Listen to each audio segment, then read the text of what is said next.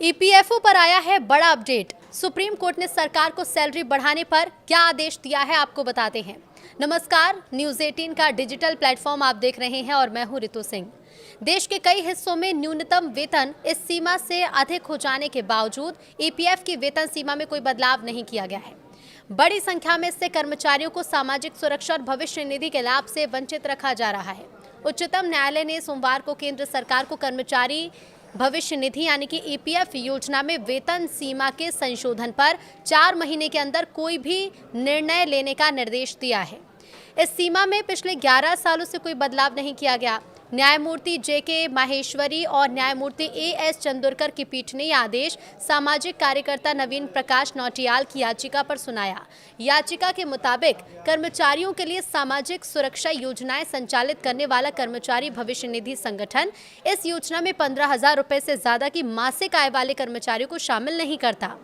याचिकाकर्ता के वकील प्रणव सचदेवा और नेहा राठी ने अपनी दलील में कहा है कि देश के कई हिस्सों में न्यूनतम वेतन इस सीमा से अधिक हो जाने के बावजूद ईपीएफ की वेतन सीमा में कोई बदलाव नहीं किया गया।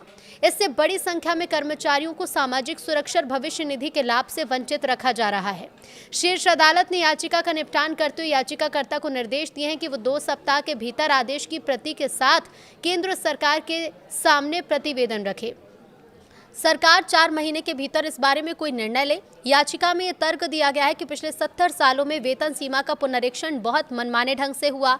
कभी कभी तो यह 13-14 साल के अंतराल के बाद हुआ। इस दौरान मुद्रास्फीति, न्यूनतम वेतन या फिर प्रति व्यक्ति आय जैसे आर्थिक संकेतक से कोई संबंध नहीं रखा गया।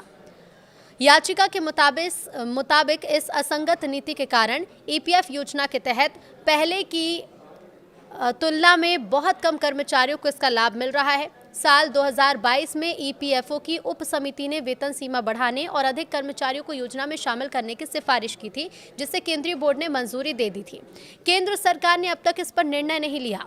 याचिका के मुताबिक पिछले 70 सालों में ईपीएफ योजना की वेतन सीमा में हुए संशोधन के विश्लेषण से ये पता चलता है कि शुरुआती 30 सालों में ये एक समावेशी ढांचे के रूप में थी, लेकिन पिछले 3 दशकों में स्पष्ट रूप से अधिक कर्मचारियों को बाहर रखने का एक जरिया बनती जा रही है।